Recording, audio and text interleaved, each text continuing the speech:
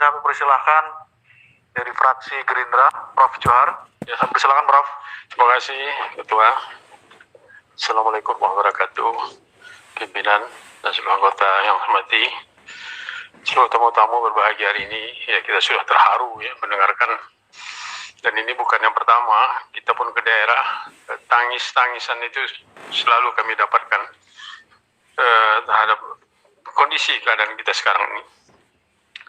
Seperti kita sampaikan kepada rapat dengan Menteri bahwa pendidikan adalah tugas negara.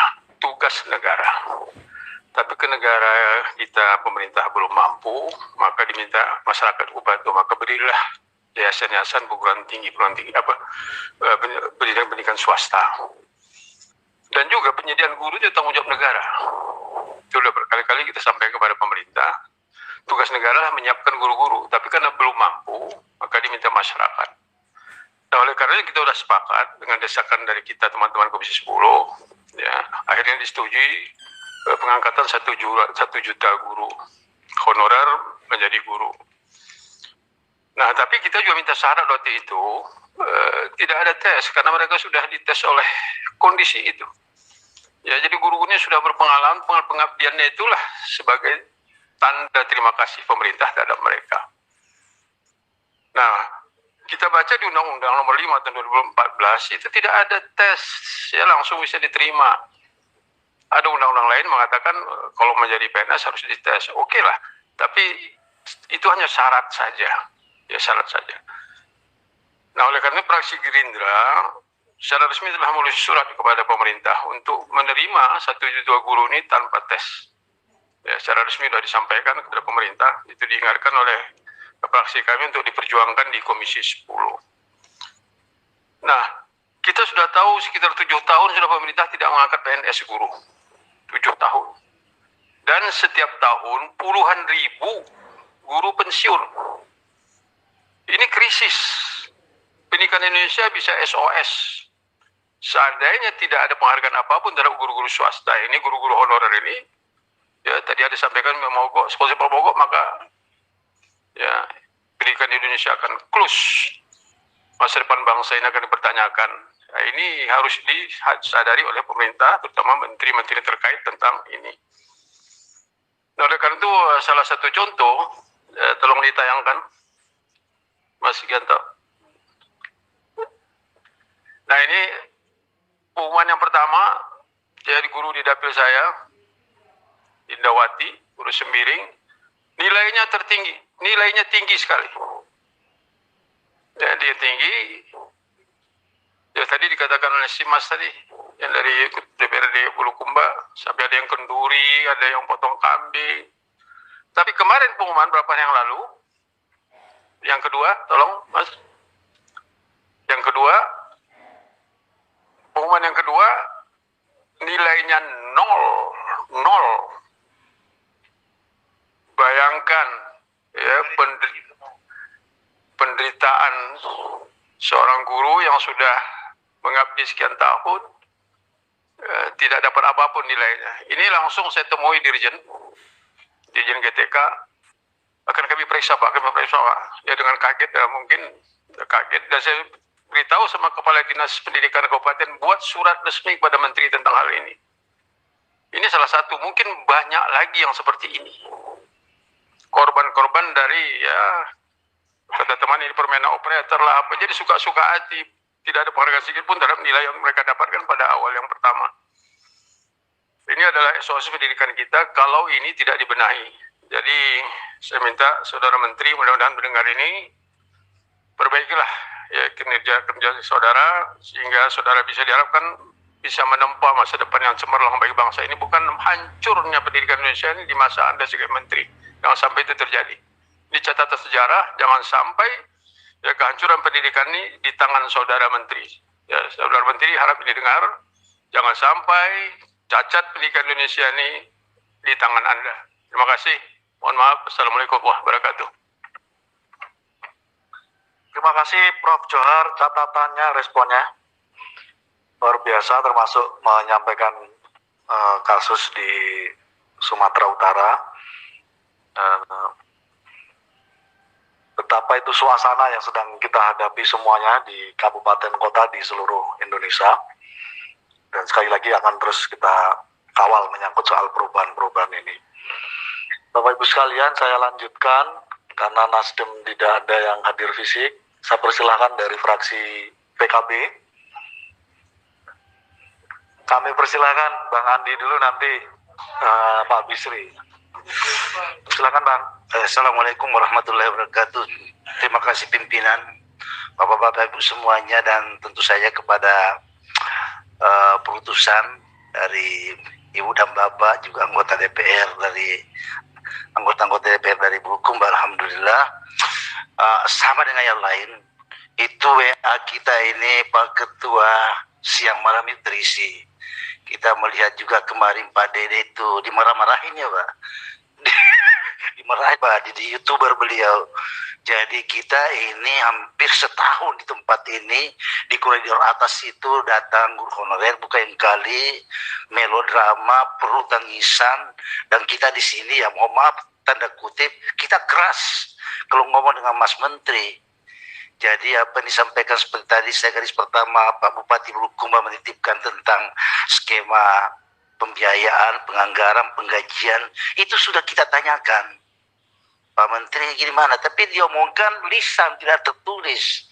Jadi tidak ada payungnya untuk dijadikan itu sebagai sesuatu yang memang ini sesuatu alat pembuktian berikutnya. Sampai sekarang, makanya tadi diusulkan oleh Ibu Wakil Pimpinan, harus ditanyakan kembali.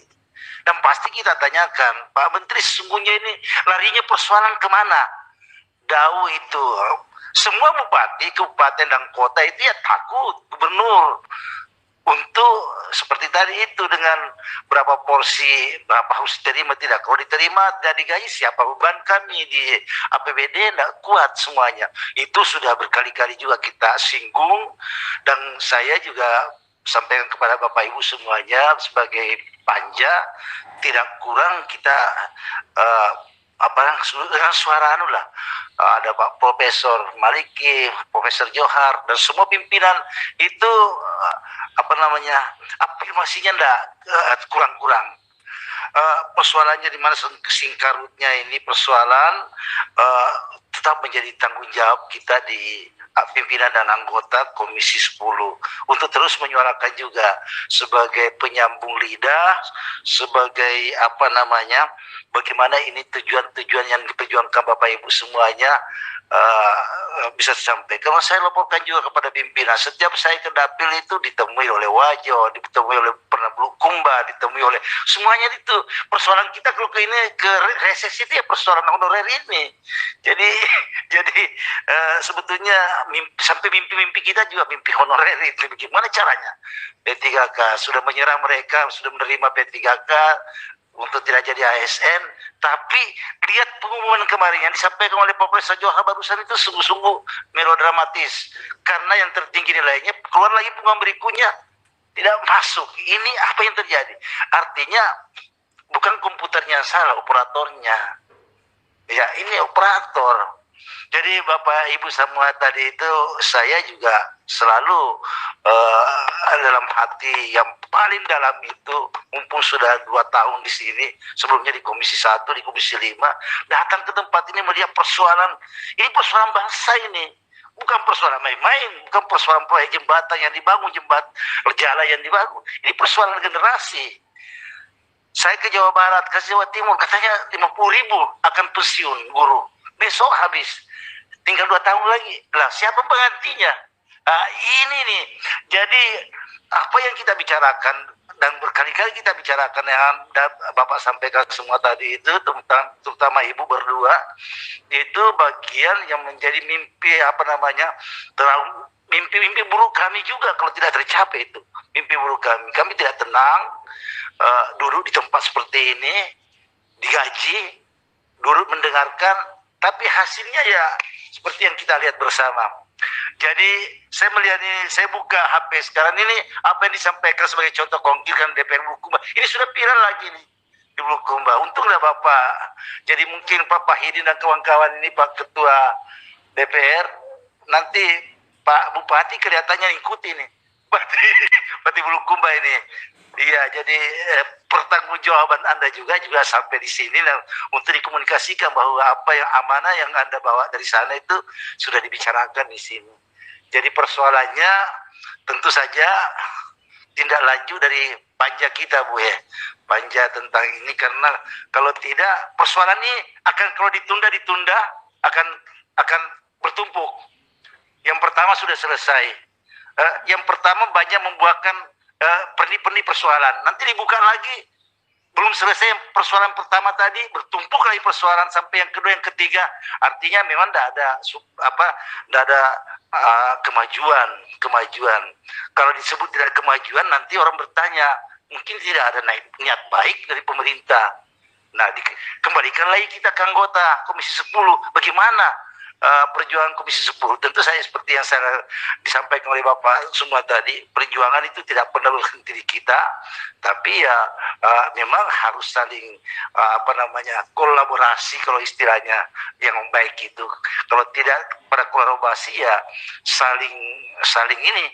Bapak tadi menyampaikan sudah pernah sampai Pak Dirjen GK, Profesor menanyakan langsung, tapi yang lainnya gimana? Tidak ada perwakilan menanyakan itu. Nah, viral tentang persoalan-persoalan perni yang pertama tadi itu sudah semakin besar. Banyak protes di daerah, protes.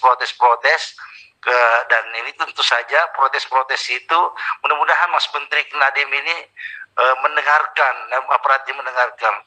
Karena terbukti juga waktu itu pimpinan komisi minta supaya Mas Nadiem itu tidak menunda, kalau tidak salah Pak ya, menunda pengumuman. Ternyata ditunda, tapi ditunda pada saat kita reses itu. Pertama reses Pak ya, itu. Jadi pintarnya juga begitu, ditundanya pada saat kita langsung reses itu ditunda. Tapi itu permintaan kita, dan hasilnya ya dari sekian itu harus 170.000 dari sekian yang mendaftar 600 itu. Nah, ini bagian-bagian yang menjadi kegelisahan kami, dan tentu saja tidak berhenti berjuang setelah kedatangan Bapak Ibu semua di sini. Jauh-jauh dari daerah, tadi terlambat PCR-nya bermasalah lagi, terus datang ke sini, ya bicara-bicara tanpa kesimpulan yang jelas. Oleh karenanya Pak Pimpinan, saya sebagai anggota meminta betul bahwa catatan dari pertemuan ini betul-betul menjadi kesimpulan nanti, karena kita sifatnya mendengarkan dan ada tindak lanjut follow up yang jelas kepada khususnya kepada Mas Menteri Nadiem. Mas Menteri Nadiem ini kan cerdas tapi muda, orangnya masih muda, dan ya terus terang saja pengalamannya sebagai guru mungkin tidak pernah jadi guru, tidak merasakan guru. Dan seperti kita ini, saya ini anak guru Pak, anak kiai yang mengajar sejak muda sampai tua, 91 tahun dengan santri-santrinya gitu, tahu betul bagaimana pembelajaran itu diperoleh dengan sangat susah, tapi ya di kampung maksud saya, tapi ya dengan hasilnya seperti ini, anaknya bisa juga jadi DPR,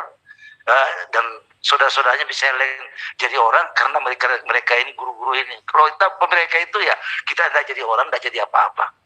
Saya pikir itu bagian dari apresiasi saya kepada Bapak Ibu semuanya. Salam saya Amure kepada Pak Bupati.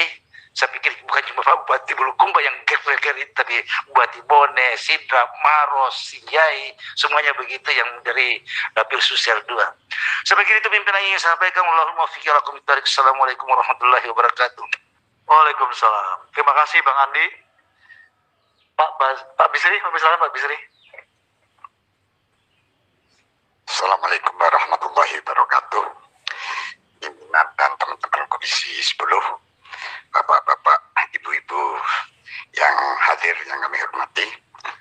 Nambah sedikit pimpinan. Pengalaman Komisi 8, kalau waktu itu negara utang impasing karena sertifikasi 6,3 triliun.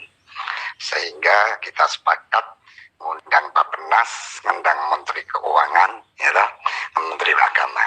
Nah, polemik antara APBD dan APBN ini kan tidak jelas.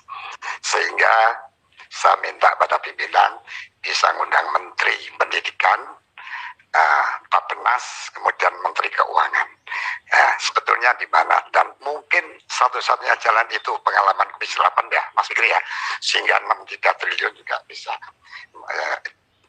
Mudah-mudahan dengan hadirnya 3 kementerian, Menteri Pendidikan, Menteri Keuangan, Bappenas, saya pikir nanti pimpinan bisa jelas uangnya dari mana, kapan bisa cair, kemudian berapa anggarannya, sehingga kan tidak jelas. Ada yang sudah P3K 5,3,6 juta, Bu, itu kan tidak jelas juga. Mungkin itu Pak pimpinan yang harus kita bantu, dan saya yakin Bu, ini ibu-ibu itu ada ibu dari Jawa Barat, Jawa Tengah, kita merinding. Ini punya nyai semua kok bisa datang ke sini. Dan wassalamualaikum warahmatullahi wabarakatuh. Terima kasih Pak Bisri. Terima kasih Bang Andi mewakili dari fraksi PKB. Selanjutnya saya persilahkan ini Kang Dede, ambil silakan Kang.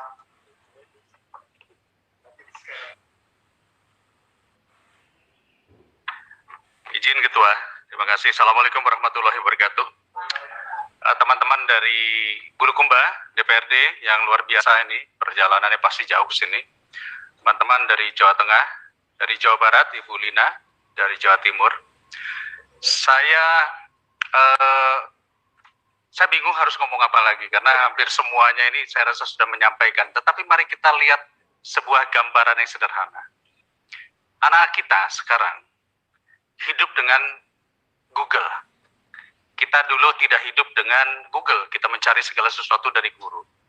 Anak-anak sekarang punya HP, punya gadget, dan dia mencari informasi dengan sangat mudah. Lalu pertanyaannya adalah, kalau gurunya tidak segera kita sejahterakan, kita angkat, ke depan murid tidak respect lagi kepada guru. Karena dia mendapatkan segala sesuatu dari Google. Mari kita lihat lagi sekarang gambaran yang sederhana. Saya terima kasih Pak Fahidin tadi menjelaskan mengenai daerah, bupati, bingung ini kira-kira anggarannya nanti dari mana. Saya melihat sedikit, yaitu Undang-Undang APBN tahun anggaran 2021. Di situ dijelaskan, ya, pasal 11 ayat 21 bahwa penggunaan DAU paling sedikit 25% untuk pemulihan ekonomi dan pembangunan manusia, antara lain adalah pendidikan, dan untuk, nah ini ada poinnya, termasuk dukungan untuk gaji non-PNS sebesar 19,63 triliun. Artinya ada di sini, dan saya yakin nanti untuk tahun 2022 juga ada. Masalahnya apakah ini sampai kepada daerah? Lalu peran negara bagaimana menyampaikannya kepada daerah? Itulah salah satu bentuk kenapa formasi akhirnya tidak dimunculkan. Ketakutan-ketakutan seperti ini. Nah, menurut saya ini adalah masalah koordinasi. Yuk kita lihat sedikit gambarannya. Dibutuhkan 19,63 triliun. Sementara, itu angka yang kecil Pak Amure. Untuk penambahan kereta api cepat, itu dibutuhkan kurang lebih 27,7 triliun dari APBN. Anggaran infrastruktur kita untuk tahun 2022, itu kurang lebih, penambahan modal negara untuk BUMN itu membutuhkan 55 triliun. Dan anggaran infrastruktur di tahun 2021 itu adalah sekitar 417 triliun. Jadi 19 triliun itu kecil.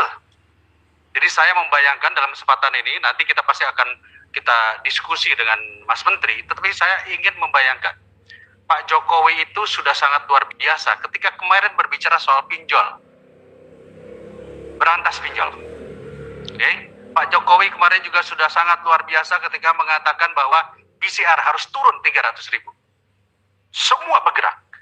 Dan sekarang saya tunggu Pak Jokowi mengatakan, angkat guru-guru itu UMR. Hanya dibutuhkan kata-kata itu. Daripada kita bertempur, berdebat terus-menerus, nggak ada selesai-selesainya. Nah inilah, saya pikir inilah yang kita tunggu-tunggu kebijakan dari negara. Karena kami yakin pimpinan, Pak Huda, semua yang hadir di sini semua sangat mendukung agar guru-guru kita ini segera diangkat. Kenapa? Kita butuh kok. Mungkin itu tambahan dari saya, dan saya doakan semoga Bapak dan Ibu segera cepat terangkat. Terima kasih. Assalamualaikum warahmatullahi wabarakatuh. Terima kasih Kang Dede atas respon dan sikap tegasnya menyangkut soal ini.